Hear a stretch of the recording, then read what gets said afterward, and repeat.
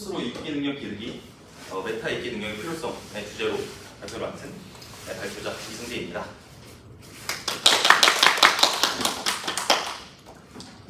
일단 여기 계신 분들이 이제 세종대 학교 다니시는 분들도 계시고 건국대 다니시는 분들, 저 처음 보시는 분들도 계실 것 같아서 간략하게 제 소개 작성을 해놨는데요. 저 같은 경우에는 이제 세종대학교 무인행정체 전공하고 있고 지금 4학년 재학 중입니다. 현재 인턴 근무도 같이 하고 있어서 오늘 퇴근을 하고 왔다라고 생각을 해주시면 될 것 같아요. 제 기터브 프로필이고요. 그래서 이제 앞서서 말씀드렸는데 저희 지금 인턴 근무 중이라고 말씀드렸었는데 처음 이제 일을 해보는 거거든요. 일로서 뭔가 개발 행위를 하고 있는데 처음 일을 해보니까 코드를 작성하는 시간보다 뭔가를 읽는 시간이 더 길다라는 생각이 들었어요. 그러니까 우리가 어느 조직에 가더라도 기존에 있는 레거시가 있고 어떤 컨벤션이나 규칙들이 정리가 된 그런 문서들이 굉장히 많거든요. 그래서 처음에 갔을 때 그리고 지금까지도 그런 문서들이나 어떤 기존에 완성되어 있는 그런 코드들을 읽는 시간이 더 길다는 생각이 들었어요. 그래서 내가 신입이라 그런 건가? 라는 생각도 동시에 들었거든요. 신입이라서 컨벤션을 모르고 어떤 도메인에 대한 이해도가 없어서 읽는데 더 시간이 오래 걸리나?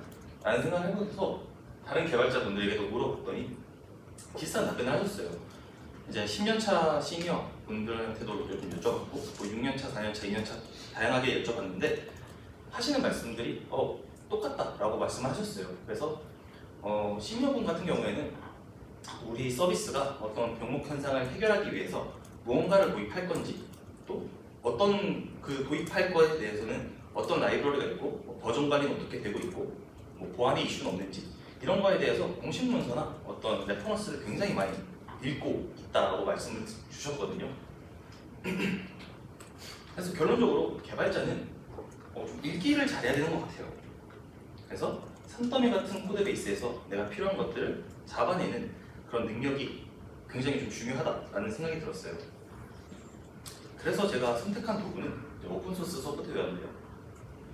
사실 저희가 읽기 연습을 따로 하는 경우는 없는 것 같아요.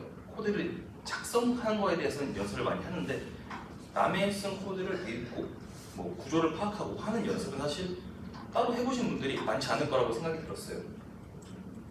그래서 오픈소스로 읽기 훈련을 하는 이유는 우리가 많이 사용하지만 사실 실제 코드는 모르거든요. 여기 백엔드 분도 계시고 프론트엔드 분도 계신데 백엔드 하시는 분들 중에서 사실 스프링 안 써보신 분들 없을 거고 프론트 하는 분들 중에 리액트 안 써본 사람 없을 거예요. 그리고 여기 있는 것들을 안 쓴다고 해도 노드.js나 뷰.js 쓴다고 해도 사실 그것도 오픈소스 기반이거든요. 그래서 오픈소스를 안 써본 개발자는 없다. 그리고 오픈소스 중에서는 상당수가 이미 올라와 있는 이슈를 중심으로 정리가 되어 있는 경우가 되게 많아요. 어떤 버그가 있습니다. 성능 향상을 요청합니다. 새로운 기능이 필요할 것 같아요. 버전 업그레이드가 필요해요. 이런 것들에 대해서 이슈로 이미 굉장히 잘 정리가 되어 있거든요. 그래서 그런 것들을 기반으로 읽기가 가능해요. 굉장히 잘 정리된 문서를 읽을 수 있다는 거죠. 그리고 컨트리뷰션을 통해서 지식 공유와 피드백이 가능합니다. 사실 저희가 개인적으로 공부한 것들에 대해서는 남들과 공유하고 피드백을 받고 하는 게 사실 좀 어려워요. 근데 오픈소스 같은 경우에는 공식적으로 애초에 모토 자체가 지식 공유와 피드백으로 이루어진 소프트웨어이기 때문에 이런 것들을 실질적으로 할 수 있다. 그래서 오픈소스로 훈련하는 것이 되게 좋다라고 생각이 들었어요. 저는 오픈소스를 다음의 기준으로 골랐는데요. 이제 첫 번째는 무조건 실제로 사용해본 것들을 위주로 하자. 그래서 실제로 사용해본 것들을 쭉 리스트업을 해봤고 활성화된 업데이트와 커뮤니티가 있는 오픈소스를 보자. 그리고 저 같은 경우에 이제 자바 스프링 기반으로 하고 있으니까 자바 기반의 프로젝트 그리고 너무 사용자가 적으면은 이게 또 쉽지가 않거든요. 그래서 포크나 스타가 500개 이상인 경우 이런 경우에는 조금 활성화되어 있고 어느 정도 코드의 퀄리티도 보장이 되어 있다고 말할 수 있어요. 그리고 실제로 컨트리뷰션 할 수 있는 것에 좀 집중을 하자 라는 생각이 들었습니다. 그래서 이거는 이제 엑설시즘이라는 어떤 웹사이트의 오픈소스 레포인데 여기에 보면은 이슈가 이렇게 있었어요. 이슈에 보면은 파라렐 레터 프리퀀시에 대해서 또 어프로치를 추가해 주는 게 어때? 라는 그런 내용이거든요. 이 이슈가. 그러니까 병렬로 처리되는 문자의 빈도수를 계산하는 문제가 있어요. 백중 같은 사이트라고 보시면 될 것 같은데 그거에 대한 어떤 접근 방법, 넌 어떻게 풀었고 어떤 가이드가 있고 이런 걸 한번 추가를 해볼래? 라는 이슈가 이미 생성이 돼 있었어요. 그래서 이것 같은 경우에는 실제로 기억까지 할 수 있겠다라는 생각이 들어서 제가 하겠다고 댓글을 달아놨고 실제로 이게 작업까지 하게 됐습니다. 그래서 보면은 처음에는 좀 어려웠어요. 왜냐하면 커밋 수가 3,000개가 넘거든요. 그래서 기존에 있는 코드 베이스가 굉장히 좀 컸고 생각보다 어떤 내용이나 그 컨트리뷰션 가이드에 대한 어떤 것도 읽는 게 쉽지가 않았어요. 왜냐하면 전부 다 영어로 작성이 돼 있는 거였고 생각보다 내용이 거대 있거든요. 커뮤니티에 대한 내용도 있어서 그래서 기존의 PR을 참고해보자 라는 생각이 들었습니다. 그래서 이분이 이제 캔앱색, 그러니까 배낭 문제죠. 배낭 문제에 대해서 플리키스를 했고 멀지까지 된 그런 상황인데 똑같은 이제 어프로치를 추가하는 그런 PR이었거든요. 그래서 똑같은 이슈니까 이걸 참고해 보면은 우리가 이 대략적인 구조를 알 수 있겠다라고 생각이 들었어요. 그래서 이분이 작업하신 내용을 보니까 여기 있는 이 캔앱셋 아래에 있는 점 어프로치 이 아래에 있는 내용들이 이분이 작업을 하신 내용이거든요. 그래서 이걸 보면은 캔앱셋 안에 뭐 introduction.md 있고 리커시브 있고 뭐 다이나믹 프로그램이 이렇게 있다라는 걸 좀 봤어요. 그래서 인트로덕션을 좀 뒤져보니까 아래에 다음과 같은 링크가 있었거든요. 그래서 여기가 뭔가 좀 이쪽으로 이 URL로 이동을 하는 그런 건가 보다 라는 생각이 들었어요. 그래서 사실 저는 이걸 먼저 봤거든요. 어떤 컨트리뷰션 가이드를 먼저 본 게 아니라 이 내용을 먼저 봤어요. 그래서 실제로 들어가 봅니다. URL로. 그러니까 여기 디그리퍼 이렇게 있고 옆에 어프로치스 이렇게 있는데 내용을 조금 봐보니까 introduction.md에 있는 내용이 이 본문 내용이고 그 다이나믹 프로그램이나 어떤 리커시브 이렇게 또 아래 하이 패키지로 있던 내용이 옆에 있는 내용이더라고요. 그래서 여기 보이는 게 여기 그냥 컨텐츠.md고 snippet.txt가 이렇게 보인다라고 봤어요. 그래서 사실 똑같은 이슈에 대해서 PR을 올리는 것이기 때문에 안에 있는 이제 안에 있는 어떤 컨텐츠 자체는 다르겠죠.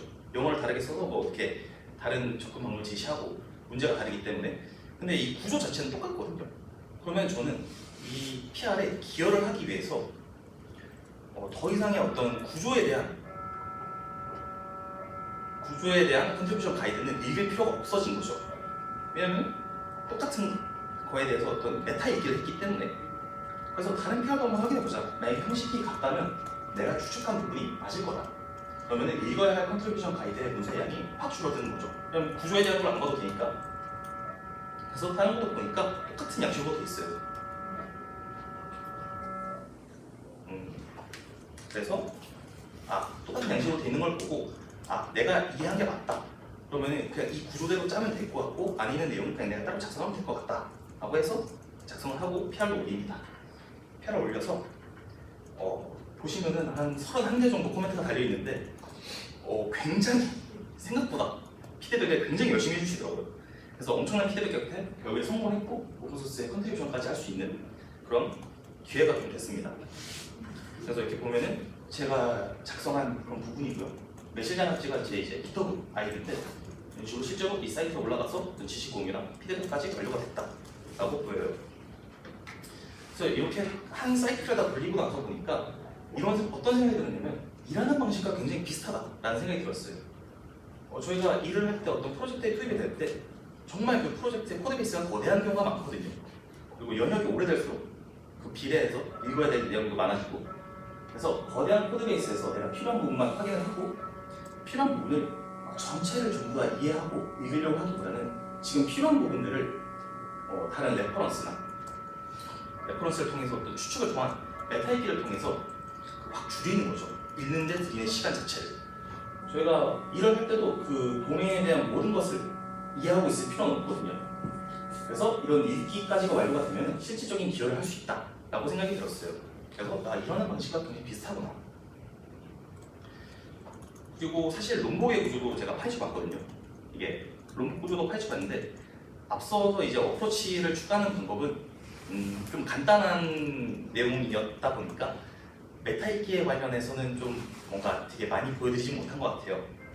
그래서 롱북 구조에 대한 것도 말씀을 드리고 싶었는데 여기서는 이제 실질적으로 기여를 하지 못했거든요. 롱북이라는 어떤 프로젝트 자체가 좀 복잡성이 크기 때문에 그래서 둘 다 넣을까도 생각을 했는데 그럼 5분밥 발표가 될 것 같아서 발표를 한 2~30분 해야 될 것 같더라고요. 그 롱북 내용이 좀 길어요. 굉장히 뭐가 많습니다. 앱스트랙션 텍스트리로 돼가지고 노드가 돼서 AST로 감싸서 자바시 AST로 감싸시고 비지터 있고 어댑터 있고 핸들러 있고 막 이렇거든요. 그래서 제외를 했는데 이 부분에 대해서는 만약에 따로 궁금하시면 제가 발표 끝나고 따로 이렇게 말씀드리도록 하겠습니다. 네, 그래서 오늘 발표한 준비한 발표는 여기서 끝이 났고요. 그래서 우리가 한번 읽기에 대한 훈련을 할 때는 오픈소스를 기반으로 좀 읽어보고 또 이슈를 파헤치는 그 이슈가 참인지 거짓인지 파악하고 가능하다면 컨트리뷰션까지 해보는 그런 게 가장 베스트지 않을까라는 생각을 한 그런 발표였습니다. 발표 들어주셔서 감사합니다.